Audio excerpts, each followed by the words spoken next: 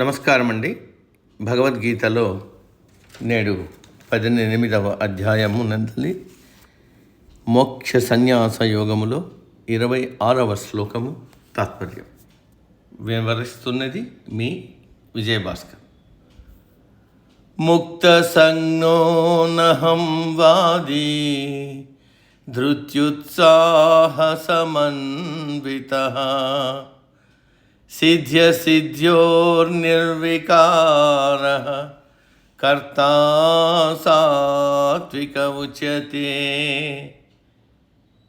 తాత్పర్యం: చేసే పని మీద ఆసక్తి, సంగము లేనివాడు, ఈ పని నేను చేస్తున్నాననే అహంకారము లేనివాడు, ఏ పని అయినా ధైర్యము ఉత్సాహంతో చేసేవాడు, తాను చేసిన కార్యము సిద్ధించినా సిద్ధించకపోయినా ఎటువంటి వికారము చెందనివాడు, ఇటువంటి కర్తను సాత్విక కర్త అని చెప్పబడతాడు. పై శ్లోకములో కర్మల గురించి చెప్పాడు. ఈ శ్లోకం నుండి ఆ కర్మ చేసే కర్త గురించి చెబుతున్నారు. మరలా కర్త గురించి చెప్పాలా? సాత్విక కర్మ చేసేవాడు సాత్విక కర్త అవుతాడు కదా అని మీరు అనుకోవచ్చు. ఇప్పుడు ఒక చిన్న సూక్ష్మం ఉంది. అది ఏమిటంటే, చేసేదే సాత్విక కర్మ కావచ్చు, కానీ ఆ కర్మ చేసే కర్త కూడా సాత్వికుడై ఉండాలి. లేకపోతే అది సాత్విక కర్మ అనిపించుకోదు. ఉదాహరణకు, శరీరంతో సాత్విక కర్మలు చేస్తూ మనసులో రాజసభావాలు, తామసభావాలు కలిగి ఉంటే దాని వలన లాభం ఏమిటి?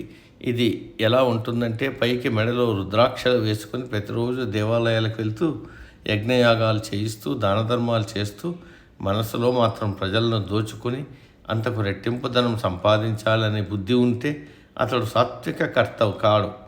మానవులకు ఇటువంటి అతి తెలివితేటలు ఉంటాయనే పరమాత్మ సాత్విక కర్త ఎలా ఉండాలి అని కూడా స్పష్టంగా చెప్తున్నాడు.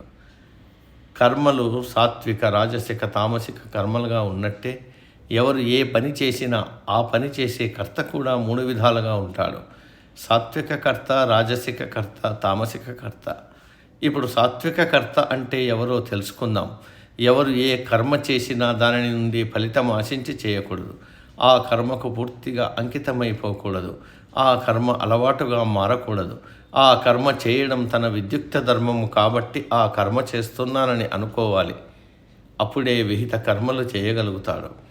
ఆ కర్మ నేనే చేస్తున్నాను, నేను కాబట్టి ఈ పని చేయగలుగుతున్నాను, నేను చేశాను కాబట్టి ఇంత మంచి ఫలితం వచ్చిందనే అహంకారము, కర్తృత్వ భావన ఉండకూడదు.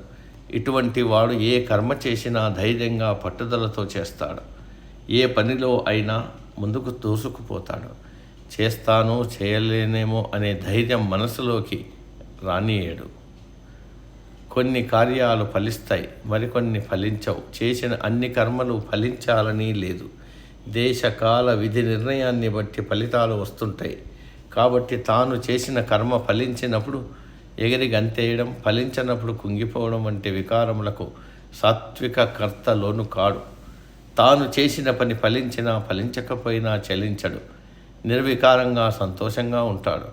ఇటువంటి వారిని సాత్విక కర్తలని అంటారు. కాబట్టి ఎవరు ఏ కర్మ చేసినా దానితో అనుబంధం పెంచుకోకపోవడం అహంభావం. కర్తృత్వ భావన లేకుండా చేయడం, ధైర్యంగా చేయడం, ఎటువంటి విపత్కర పరిస్థితుల్లో కూడా చలించకుండా ఉండడం, నిరుత్సాహపడకుండా ఉండడం, ఆఖరుగా ఏ ఫలితం వచ్చినా ఆనందంతో స్వీకరించడం, వచ్చిన ఫలితాన్ని పరమాత్మకు అర్పించడం సాత్విక కర్త చేసే పనులు. సాధారణంగా అందరూ ఏవేవో పనులు మొదలు పెడతారు, మధ్యలో మానేస్తారు. మొదలు పెట్టినప్పుడు ఉన్న ఉత్సాహము, ధైర్యము జారిపోతాయి. అందుకే ఏ పనికైనా ధైర్యంతో, ఉత్సాహంతో ముందుకు పోయే గుణం ముఖ్యం. ఆ ధైర్యము, ఉత్సాహము ఎప్పుడు వస్తుందంటే, తాను చేయబోయే కర్మ ధర్మము, న్యాయము, చట్టబద్ధమైతే ధైర్యము, ఉత్సాహము దానంతట అదే వస్తుంది. అలా కాకుండా సంఘ వ్యతిరేక కార్యకలాపాలకు పాల్పడుతుంటే రక్షక భటులు, నిఘా వర్గాలు పట్టుకుంటారేమో అనే ధైర్యంతో, అధైర్యంతో, అభద్రతా భావముతో, భయంతో ఉంటారు. అంతేకాకుండా మనసు నిర్మలంగా ఉంటే ధైర్యము, ఉత్సాహము వాటంతటవే వస్తాయి. అన్నిటికన్నా కార్యశీలత్వము, నిబద్ధత ముఖ్యం. ఎవరు ఏ పని చేసినా శ్రద్ధతో ఫలితం మీద ఆశ, ఆసక్తి లేకుండా చేయాలి. ఈ పని జరగకపోతే నా పరువు పోతుంది, నేను బతకడం దండగ అనే భావనతో చేయకూడదు. అయితే అవుతుంది, లేకపోతే లేదు, నా ప్రయత్నం నేను చేశాను అనే భావనతో చేయాలి. మంచి వచ్చినా చెడు వచ్చినా ఫలితం పరమాత్మకు అర్పించాలి. అప్పుడే ఆ కర్త మనస్సు ప్రశాంతంగా ఉంటుంది. ఇటువంటి వారిని సాత్విక కర్తలు అని అంటారు. ఈ శ్లోకంలో ముక్త సంగ అని వాడారు. అంటే ఈ సాత్విక కర్మలు చేయడం సంఘం నుండి ముక్తి పొందడానికి అని అర్థం. ఇది కొంత విపరీతంగా కనబడుతుంది. కర్మలు చేస్తే వాటి మీద సంఘం అంటే అనుబంధం పెరుగుతుంది, కానీ ముక్తి ఎలా వస్తుంది అని మనం అనుకోవచ్చు. విమానం ఎగిరే ముందు నేల మీద పరిగెడుతుంది. ఎందుకు? నేలను వదిలి నింగికి ఎగరడానికి కావలసిన శక్తిని సమకూర్చుకోవడానికి.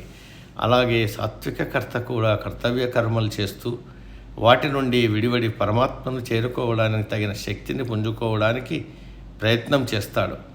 అందుకే సాత్విక కర్మలు చేయడం సాత్విక కర్తకు అవసరం. నేటికి సమాప్తం. తదుపరి శ్లోకం రేపటి రోజు. సర్వే జన సుఖినో భవంతు. అందరూ బాగుండాలి, అందులో మనం ఉండాలి.